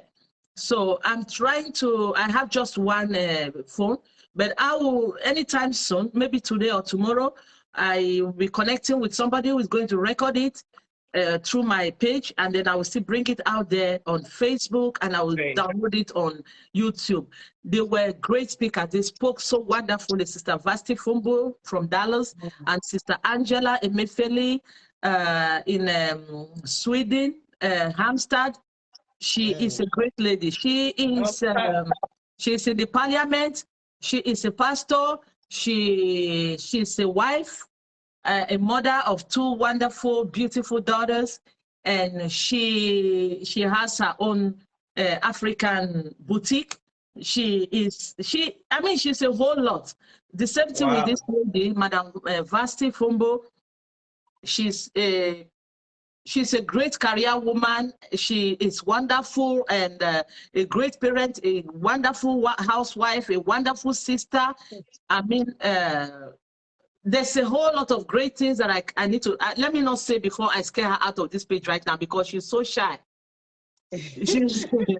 She's a very shy lady, so she hates me when I give her a lot of comments. She just tells me, sister, just take it easy now. You know. So we have Sister Vivian who has sent a question here. And let's see, what can you possibly do to improve your life? And what can you stop doing that you know that is making you miserable, unhappy, depressed, that you should stop doing because it's not bringing you positive to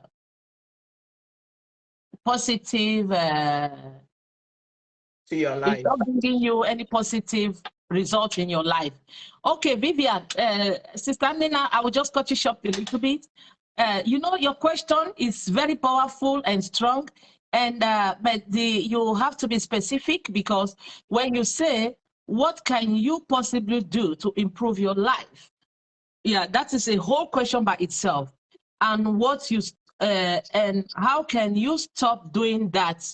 You know that is making you miserable. How can you stop it? Okay, and then making you even unhappy and depressed, that should stop doing. And it's not bringing you any positive life. Oh God. Let me say a little bit that Sister Nnena can say. It's difficult to answer this question, but I can answer through my own way. First, what you can possibly do to improve your life. If you know you are not happy with whatever career or whatever relationship that you are in right now, first of all, you need to seek for help. If it concerns your relationship, you seek for help, you pray over it. We said, if you are a Christian, pray over it. Even if you are a Muslim, they do pray too. You pray over your situation. I believe you. The Bible says at our extremity, that is when God intervenes in our life.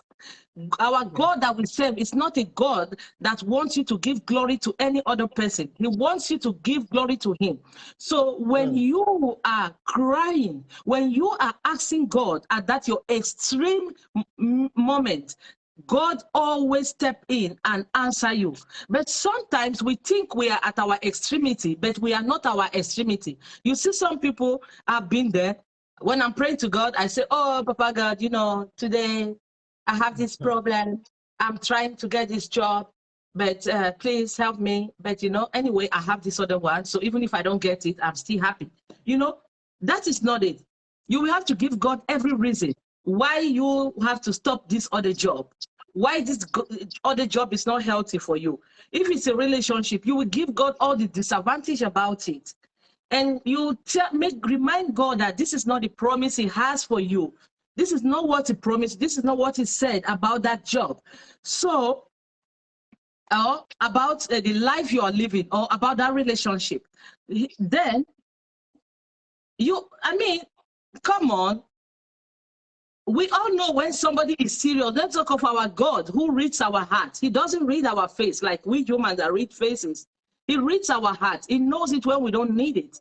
And anytime you call on him at your extreme moment, God always intervenes and listens to you. I am a living witness to that. Sometimes I begin to think that maybe God is even hiding in my house somewhere around, because the way he answers me, the way he speaks to me, the way he does things in my life, I don't know. I just call him, Papa God, good morning. I hope you did your great job, and I know you did a wonderful job for me today, because I'm up, and you know, I can't promise you that I'm not going to be naughty today, but God, please direct me not to do things to offend you. Just direct my footstep, and that is how my life goes, my everyday. I don't even need to speak in tongues. I don't even need to fast, but sometimes I fast because I want to be close to him. I want to be so close to him, sir. He always, always, always answers, you know. So first of all, speak to God. And then number two, are you sure that you really want to change, when you want to improve your life? Where are you today? And you have to know what you want to do next. All of us have something we love to do. And even if you cannot get at a point to that thing you want to do, the way that thing you want to change your life to be it your work or your career or your relationship. If it's about your relationship, try to work it out. Try to speak to your partner and in prayers in every way and see how you can work it out. And if you know it's not working, then you know that's a stop. But if it's about your job, if you are not able to get close to that job that you really want to do, look for anything, any job that is in the market at that time. At that time, when you get to that job, it is okay to have even 1 million career. I've seen it. There are people who are able to make it, but there are some people who are not able to change to the other career. And if you follow up our other videos, Pastor Angela, she talked a whole great deal about how you can get yourself prepared to get to the next career. And sometimes maybe where we want to be is not. Like me, let me say what I'm doing today. If I should tell you my dream job, I wanted to be a lawyer or a judge. That was my dream judge, my dream work that I wanted to be. But at the same time, I still want to be an inspirational speaker. I want to travel the world. I want to speak to people. I want to reach people. I want to impact people's life. But see, I got myself being a nurse because, number one, I need to earn money. And then that was the easiest thing I could get myself in. I could educate myself and do. And when I did it, I loved it because it got me so close to people. It taught me a whole lot about what I wanted to do with my life. You know, my life is meeting people, getting close to people, impacting people's life. And just working as a nurse, it got me close to people. And I learned a whole lot. A whole lot. And I won't tell you lies. To tell you the truth, you see me speaking today. If it was me how many years ago, I wouldn't be able to stand here today and speak because I'm a very shy person and I hate to make anybody feel bad. But I try to do my best, but we are not perfect. There's no way we cannot offend people. That is a lie. We offend people every day, you know. So because we all have our own issue going on. Sometimes somebody cannot be talking to you, but you think that person is talking to you and you just... So, but that job that I got myself into, it taught me a whole lot on how I can reach a whole lot of people. And it gave me a whole lot of courage in life to be able to stand there and talk to people, to talk to strangers. And this is what even gave me the power to be able to be out here today, talking to you guys, you see, to be able to talk to you guys. And you see, this platform is going a whole long way. So if that career that you want to do, you are unable to reach it now, don't drop it totally. Don't drop it totally. Be studying about it. Read. Go to chat, Google. Thank God for Google today. We are able to get into whatever forum, whatever chat room we want to get. We are able to ask whatever question. Still be studying that thing that you want to do, that you're passionate about. Still be studying it. But then, because we must make money, we must earn, we must take care of ourselves, we must feed, we must take care of our family, our siblings, and all whatnot. So you still have to get a job that you're doing. If you don't like the one that you're doing, look for some other thing that is in the market that you can do to earn money, and then you do it, but still don't leave your career. Still be studying about it and making some research about it, how to get the ask questions like you're doing right now, and then making you miserable, unhappy, and depressed. Yeah, If you're feeling unhappy and depressed, that is not a good one. That is not a good thing, because there's no reason for you to be depressed in anything to make you. There's no reason for you to do anything that is making you feel depressed or unhappy. If anything you are doing, or any relationship that you're in, or whatever thing it is that is making you feel miserable, unhappy, and depressed, that is another level. Drop it. But I won't tell you to drop it if it's a job where you're still earning money. Try to get another job before you drop the other one. Don't just drop it like that. And then, as you said, if it's something that you're doing that's because you're not bringing stop doing, because it's not bringing you positive to your life. Yeah, I said it's not bringing you any positivity. It's making you feel miserable, unhappy, and depressed. That is to say, if it's making you feel unhappy and depressed, that is to say it's not your call. Because if whatever you're doing, if it's your passion, if it's what you love to do, it will not make you feel depressed. It will not make you feel unhappy. You know, it will not make you feel miserable. You will be positive about it. But by the time you're having this feeling, that is to say that is not your calling. Maybe you're just doing it because you want to do, you see. So that is the little thing that I have to add. I don't want to go deep to talk about it, but I hope whatever I've said here now can help you a little bit, so I can give Sister Nnena too, so that she can be able to advise you. Okay, wow, thank you. That phone is down. You've said it all, but I'm just going to add this, my sister Vivian. You see, most times in life, one of the things that holds us down is because we're thinking of other people and how they will view us and what they will say. If you want to improve your life, probably you're in a place you're not happy with now, but you check inside. You know how to go about it, but you're thinking, what will people say? Drop that. Think about yourself. If you have children, this will affect, directly. Think about them. I'm not talking about when they are telling you, this is not okay. And also remember, let's say it's a relationship and maybe you get the children and something now happens to you. The children will end up suffering. So most times, communicate with God. Think about yourself. Remove how people will feel. Because if you're still in a situation where you're unhappy and depressed and miserable, most times it's because you're considering other people. You're thinking of how they will view you. Please forget that. It is your life. If anything happens to you, trust me, life will continue. They will just go off the next moment and life continues for them. So think about yourself. Find people you can talk to. Counseling is something that is very, very good. Counseling is very good. Find people to talk with and try to move on. Right? I think you can always send the DM. Sabine is here. She can talk to you, because this question is a little big.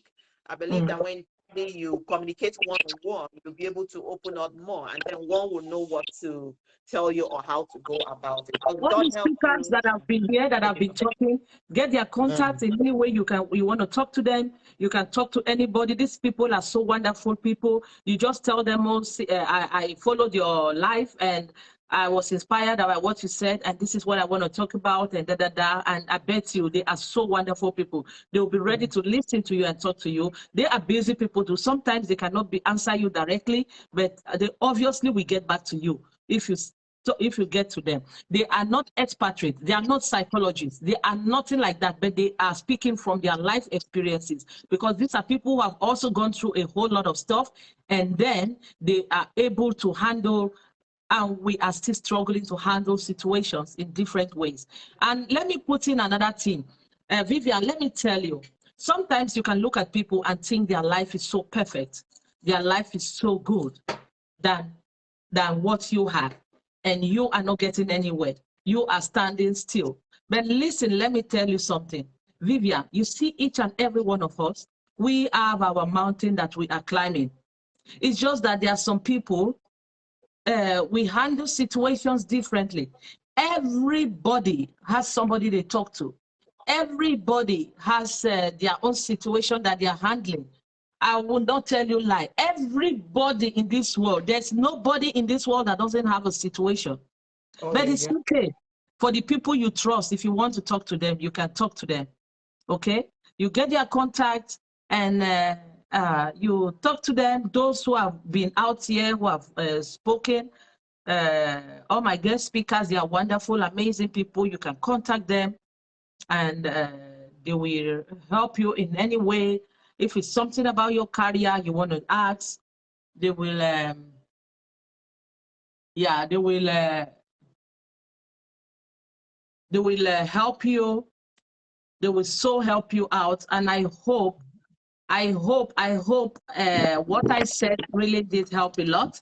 And if Sister Nnena wants to add anything again, she can add. Oh no! The thing was, my other phone, the battery went off, so I quickly had to connect, so it wouldn't look like. I mean, Okay. what else can I say? You've given all the advice, and I want to say maybe thank you, Sabi, for having me here today. Such an inspirational one. Yeah. This is something, I'm so happy and proud to be part of. I must confess. And I know that for everybody you had, I know they are so proud of you, and the ones that are going to come. And I am particularly very proud of you. Like, this is a giant stride. And I Thank you. strongly believe it's going to go far. Yeah. Thank you for what you are And doing. please, you guys, don't forget to share. Don't forget to go to my Yeah. YouTube channel, subscribe, and like every speaker. The first speaker's video has a problem, but I'm going to fix it and put it out there. So you guys go there and like, because whatever way you share their videos, these are the things that is going to help them on our 1-year jubilee. These things will help them so that they will be able to be nominated and have some, I mean, they will have a present, you know, we award them for being one of the most wonderful speakers. So we are playing the game, and please help us to reach the highest on this game. Follow my YouTube channel, go there, like, subscribe, and share, and do whatever thing you can do so that by the 1-year jubilee, we'll be able to do something and be able to we'll invite everybody. Everybody will invite, and some more amazing speakers, wonderful speakers. We'll get to, I mean, even writers, there are writers who are out there. There are so much inspirational speakers who have booked themselves. These people are so busy out there, but they are coming up. And please, I want you guys to know that if you have any topic you want us to talk about, nothing about politics, nothing about religions, because I don't want those debates, but we all are believers. We believe in God, we believe in Allah, we believe in whatever thing that it is that you believing in, as far as your prayers are answered. So, but I want, those are very sensitive situations that I don't want to talk about, but we can always come out there and quote our Bible, quote our Quran in any way that we are talking, you know. So, Sister Nnena, you have the opportunity to now to nominate somebody. Oh my God. You know I'm going to nominate our beautiful sister, even though I know she runs away. But I will tell her, because I know she's one strong woman that has things to say. So I'm going to reach, I'm going to make her watch it, even on YouTube. And then for this, we will have to come on Facebook. So I'm nominating Yvonne, as in, if you like, don't come. Yeah. She's a very shy lady, but I hope she will be able to make it. As far as you are the one who nominated her, and I'm sure she will respect that, because she respects you a whole lot. She respects everybody around her. She respects everybody around her. She's an amazing lady, but she's a very shy lady that, you know, she has a way, but she's very amazing. And I hope we can bring her here, since she's been nominated, anytime soon, that she can book her own time and come in and talk to us and share her own experience. She has wonderful experience that I know, because she's a strong lady too. She's bold and beautiful. And this is all about what bold and beautiful worldwide is all about.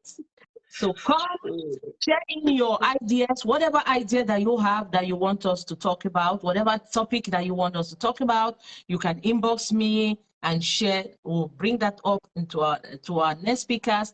And please, guys, don't forget to share. Please, please, please share, subscribe, and like. Go to my YouTube and like Sister Nnena, like Sister Sister Vasti and Pastor Angela's page had a problem, but I'm going to put it out there for you guys to like. Please, please, please. We have so much amazing speaker. Next week too, don't miss. We have some wonderful speakers that are coming up. So love you guys, and Thank you. bye-bye. Bye-bye. And stay bold and beautiful. Bye-bye. God bless.